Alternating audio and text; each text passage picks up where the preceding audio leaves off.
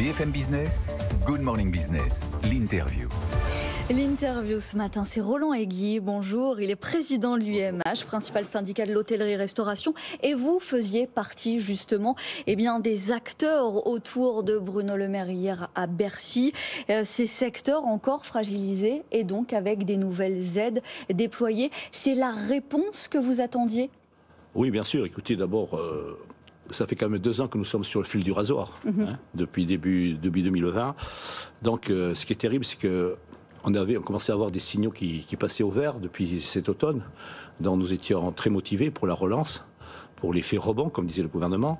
La reprise était engagée. Ah oui, très engagée. Donc nous étions très motivés, tout se présentait très bien. Et puis effectivement, depuis les annonces du ministre de la Santé, d'Olivier Véran, effectivement, cela a remis tout par terre, puisque les annonces ont eu un effet désastreux.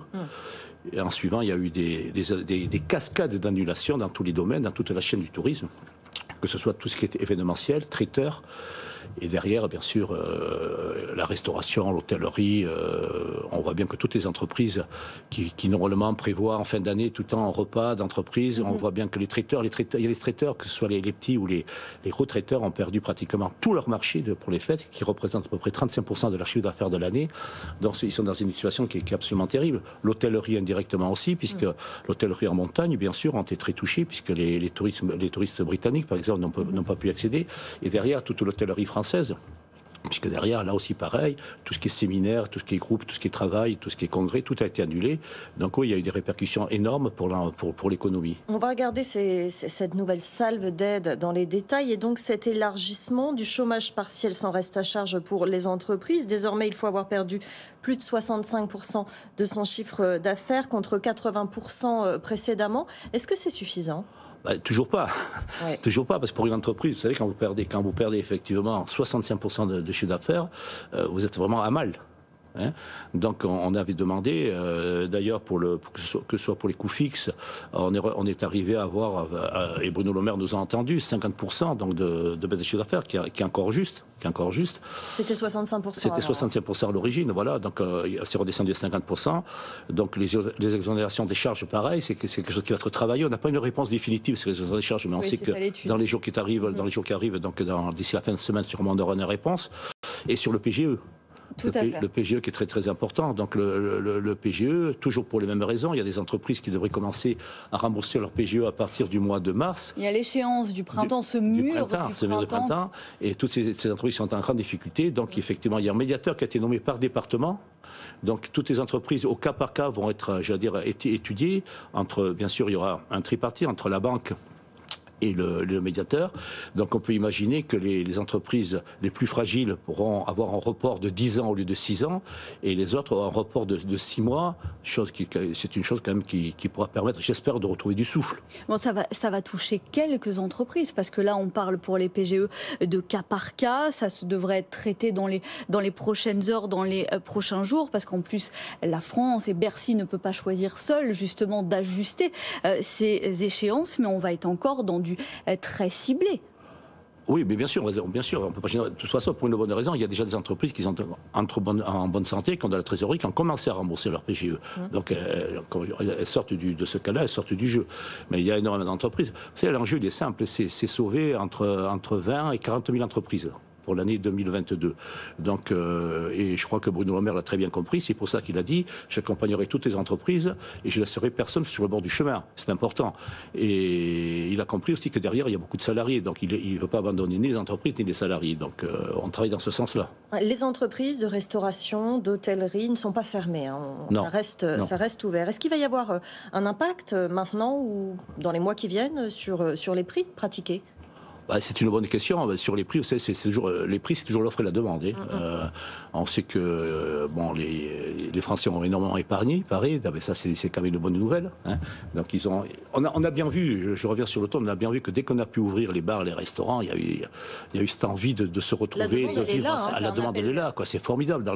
Moi-même, je suis professionnel depuis très longtemps dans le Pays Basque, et on a bien vu comment tous les départements qu'on a, mais c'était général puisque l'UMI c'est une confédération, donc il y a tout qui remonte du terrain de tous les départements, de tous les territoires, et il y avait cette envie de revivre, de se retrouver, puis de vivre tout simplement, quoi.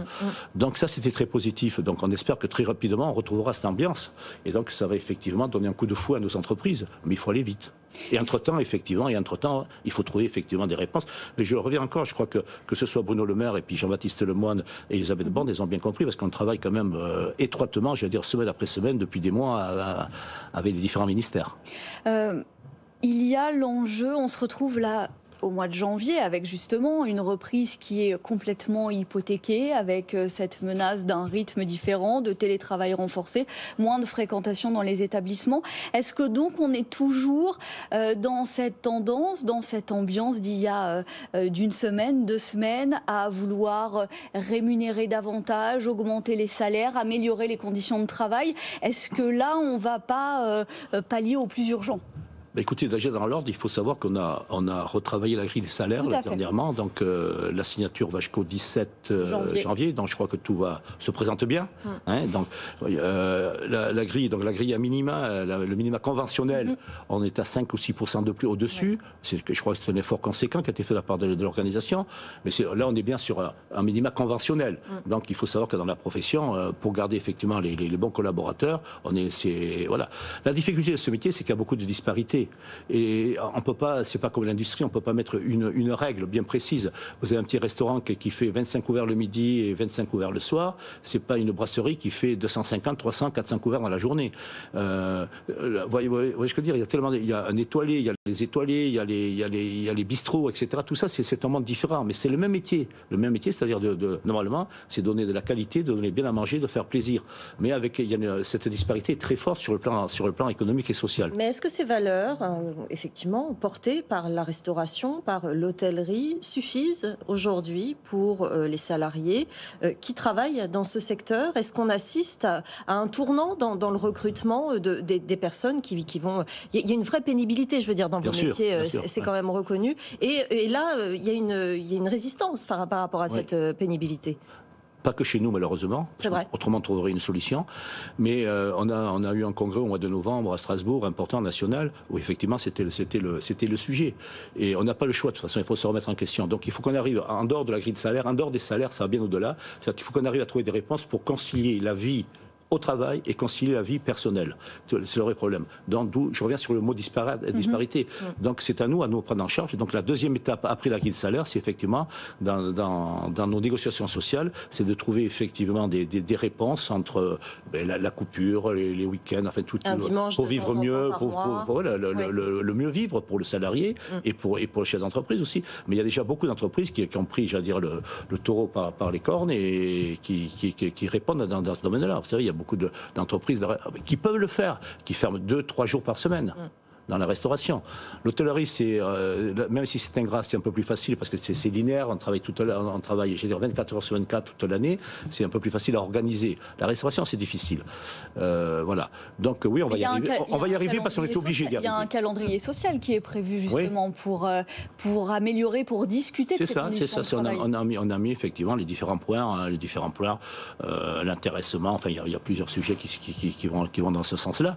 C'est la deuxième étape et on est obligé d'y arriver effectivement pour arriver à la qualité. Vous savez, en 2023, il y a la Coupe du Monde de rugby en France, 2024, il y a les Jeux Olympiques, et à ce moment-là, il faut que nos entreprises, je veux dire, soient au top. Il faut que l'offre soit au top en termes de qualité. C'est ça aussi une difficulté, c'est que là, les 2 ans depuis 2 ans, ça bafouille, et pour que nos produits, c'est-à-dire nos hôtels, nos restaurants, toute l'offre, elle soit de grande qualité, parce qu'on a des concurrents en Europe qui sont très puissants. Donc, à nous à relever les manches et être présents. Oui, et donc, est-ce que là, on est à un moment clé pour éviter qu'il y ait trop de faillites, trop de fermetures, justement? C'est l'enjeu. C'est l'enjeu, effectivement, et je crois que Bruno Le Maire l'a compris, c'est l'enjeu. C'est-à-dire que soit, effectivement, toutes ces aides, ça va permettre c'est une passerelle pour retrouver, on espère que dans les semaines, ou dans les mois qui arrivent très rapidement, on va trouver l'économie va repartir normalement, dans des bonnes conditions, et que l'Omicron aura disparu, j'espère bien. Mais c'est l'enjeu, effectivement, pour éviter des 20 ou 40 000 faillites. Hein. Et derrière ça, il y a 100, 200, 300 000 salariés. Donc voilà. Et puis surtout, c'est dans des zones aussi très difficiles, dans les zones rurales, par exemple, où derrière ça, on peut pas, ces entreprises-là ne vont pas régénérer, vont pas être reprises. Donc ça va être l'abandon de la ruralité. L'enjeu est très, très important, hein, sur le social et économique. C'est une transformation complète de votre secteur bien sûr, qui se profile finalement pendant ces 2 prochaines années dont vous parlez. Oui, bien sûr. Bien sûr. Alors, il y a eu les 2 années qui sont passées qui nous ont remis en question. Parce qu'il y a des habitudes qui ont été prises du consommateur, du chef d'entreprise. En fait, tout a été remis en question. Le télétravail, c'est terrible. Vous allez voir, dans les jours qui arrivent, le télétravail, il y a un tassement de l'activité inimaginable. Il y a des habitudes qui sont prises. Et derrière ça, il faut qu'on soit innovant, il faut qu'on réagisse. Mais le télétravail pour l'UMI, ça représente... quelle part de votre personnel? Parce qu'on imagine mal les salariés de l'hôtellerie, restauration, non, télétravail. Pour l'UMI, non, mais par contre, c'est pour les clients. Oui. Les clients, vous voyez, tout ce qui est mobilité, c'est-à-dire qu'on s'est aperçu que les gens qui sont en télétravail, c'est entre 3 et 4 jours par semaine. Ouais. Je le vois bien à Paris. On ne sort plus déjeuner. Mais ils restent à la maison. Ils restent à la maison. Il n'y a plus de mobilité, il n'y a plus de déjeuner, il n'y a plus de repas. Ils ont peur. Voilà. Donc tout ça, il y a un tassement économique énorme. Et il y a des habitudes qui se prennent. On mange différemment, on consomme différemment. Dans tout ça, il faut qu'on anticipe tout ça et pour redonner envie, effectivement, de revenir dans nos entreprises, de prendre du plaisir et être bien reçus. Bon, il y aura des questions et des réponses à suivre, donc évidemment, sur les exonérations et également sur les PGE dans les prochains jours. Merci Roland Aiguy, président de l'UMIH, principal syndicat de l'hôtellerie-restauration, d'avoir été avec nous.